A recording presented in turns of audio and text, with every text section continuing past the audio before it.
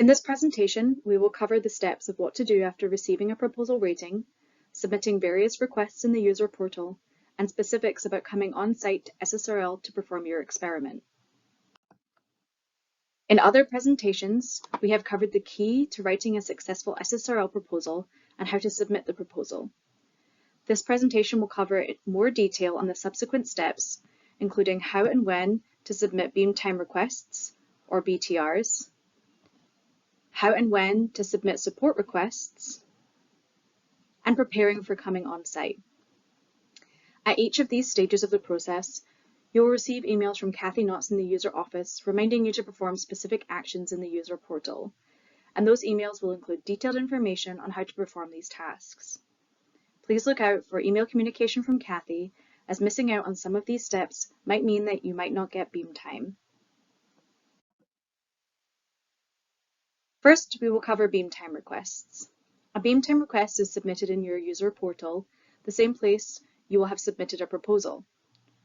Follow the SSRL tab, and there should be a Beamtime requests button beside the drop-down proposal menu. As a side note, the proposal tab is where you can view your proposal, total shifts awarded to the proposal, how many shifts you have been assigned to date, and the proposal expiration date. When you select Beamtime requests, you will see all of your active proposals that are eligible for submitting Beamtime requests. Select New Request and follow the questions and complete the following 3 pages of short forms. One of the forms includes a safety data sheet. If you have concerns or questions over samples and the potential hazards associated with your samples, we recommend reaching out to Matt Padilla, our SSRL safety officer. If your proposal included the use of multiple beamlines, you must submit separate requests for each beamline that you hope to receive Beamtime on for that scheduling period. New BTRs must be submitted for each scheduling period that you wish to receive Beamtime. There are 3 deadlines for BTRs per year. Note that the Beamtime request deadline is a few months before the next scheduling period begins.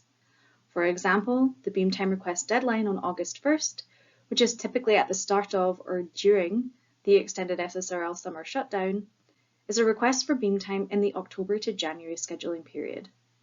If you wish to have the chance of Beamtime in every scheduling period, you must submit a Beamtime request for each deadline.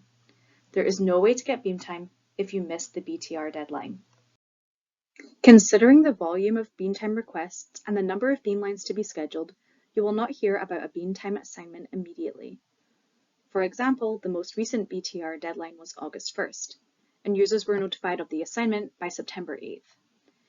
Users who receive Beamtime will be notified via email by Kathy to log in and view, then accept the Beamtime assignment. Log into your user portal and follow the same tabs we covered a few slides ago to view the Beamtime assignment under your Beamtime requests. Alongside the Beamtime request, you will see Date On, which indicates the day your Beamtime will begin. Users who do not receive Beamtime for that scheduling period will not be emailed. In order to accept Beamtime and see how many shifts you were assigned, you must go to the Support Requests tab. This step is important. You must accept Beamtime in order to notify the user office that you will make use of the assigned time. If the dates assigned are a scheduling conflict for you, reach out to Kathy as soon as possible following notification of the assignment. Kathy will attempt to facilitate a swap to another date where possible. Alternatively, if you wish to cancel Beamtime, please also notify Kathy as soon as possible so that it may be reassigned to another user.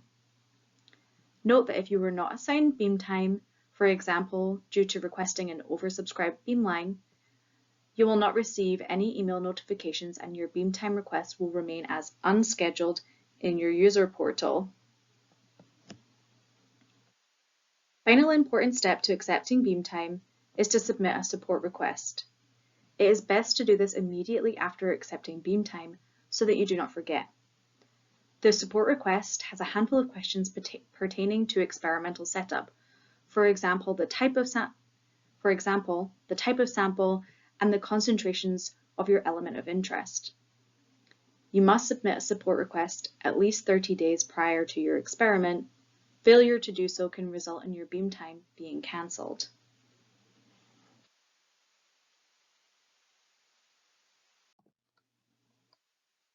Once beam time is assigned, there are a number of things you still need to think about, regardless of whether this is your first beam time or if you're a returning user. Are you shipping samples to SSRL, such as a dewar for solution X-AFS experiments?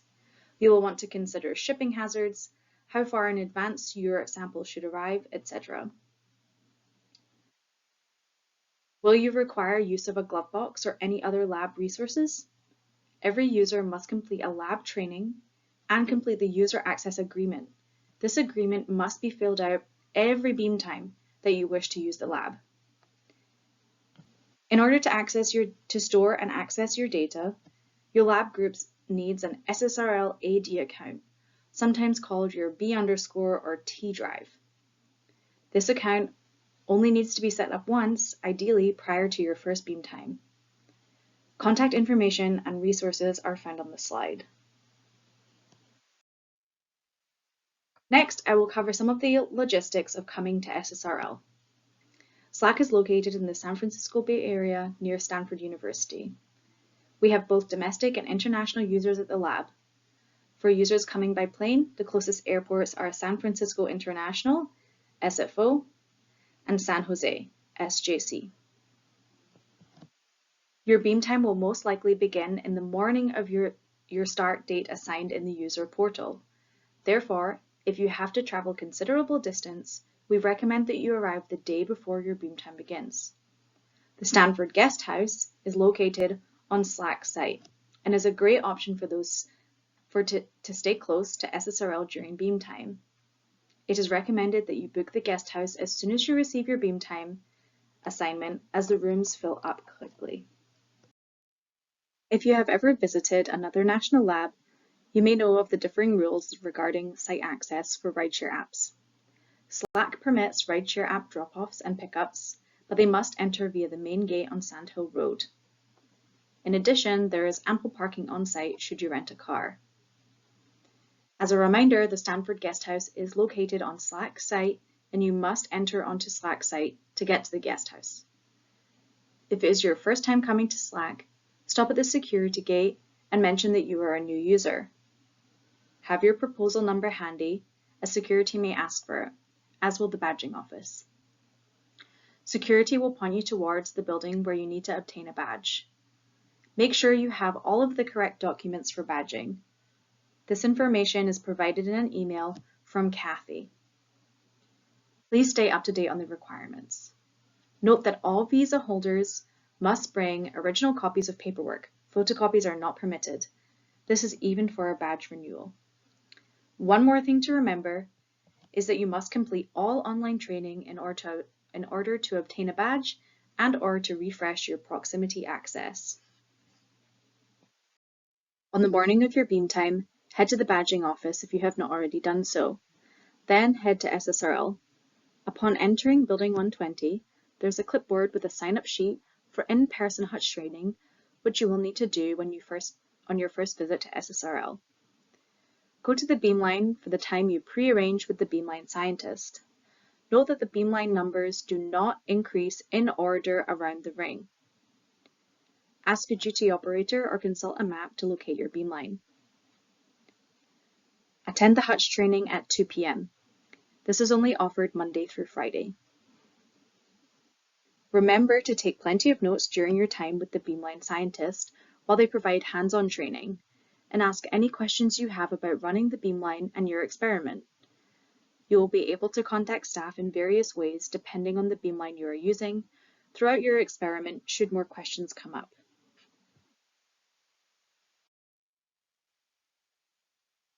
In the final slides, I will cover some frequently asked questions from our users. First, what time should I arrive at the beamline? A couple of slides ago, I mentioned that you should hopefully have contact with the beamline scientist about when to arrive at the beamline. It is important to note that the start time of each experiment varies on a number of factors: specific beamline, availability of staff for the setup, time for the Beamline setup, among other things. If you do not hear from the Beamline scientists about when to arrive, please reach out to them directly in the days leading up to your Beamtime. I would like to mention that some communication to users indicates that Beamtime begins at 6 or 7 a.m. Please do not show up at the Beamline this early unless you received specific communication from the Beamline scientist to do so. This goes for all users, new or returning. Regardless of how many times you have come to SSRL, please do not go to the Beamline early and start setting up your experiment on your own. Always wait for a Beamline scientist. The Beamline scientist will confirm with you what time to end your experiment, which could be as early as 6 a.m. if the beam is scheduled to go down for AP days on your final day of Beamtime. How will I know what to do at the Beamline? Will someone meet me beforehand to show me how to collect data? A common concern, especially for a new user, is that they will not know what to do at the Beamline. Like I mentioned, a Beamline scientist will always come and set up the Beamline for you, since there are a number of tasks that you may require that cannot be performed by a user, such as crystal changes. Beamline staff will be available to show you how to collect data and answer any questions you may have throughout Beamtime. It is unlikely that Beamline staff will have the time to meet you at SSRL prior to your experiment to show you what to do. In addition, Beamlines are scheduled back-to-back with users, so all the Beamlines will be busy collecting data. One thing you can do to prepare yourself is to watch our SSRL summer school videos. But ultimately, be prepared for hands-on training the day your Beamtime begins. How long will I be at the Beamline? SSRL operates 24 hours a day when there is scheduled to be beam delivered to Beamlines for users. Various Beamlines have capabilities to build data collection queues, but the duration of these queues will vary depending on the type of analysis and the number of samples. Be prepared to be at the Beamline for a number of hours every day, even late at night and early in the morning. Lastly, a couple of questions on logistics. The guest house is fully booked during my assigned Beamtime dates. Where else can I stay? If the guest house is fully booked for a portion or all of your Beamtime dates, we highly recommend calling the guest house and asking to be put on the waitlist for those dates. Hopefully, a room will open up. It is ideal to stay close to SSRL, given that you may be there late at night or early in the morning. Are there any dining options on site? What about those without a rental car? Dining options on site are limited to the Slack Cafe and a coffee shop, which are open until approximately 2 p.m. Monday through Friday. They are not open on the weekend. If you are staying at the guest house, they offer a complimentary shuttle to a few locations nearby. Food delivery services are allowed to deliver to the guest house, but must enter through the main gate on Sandhill Road. If you have any additional questions, please get in touch with any member of the SSRL Summer School staff or the SSRL User Office. We look forward to seeing you at SSRL.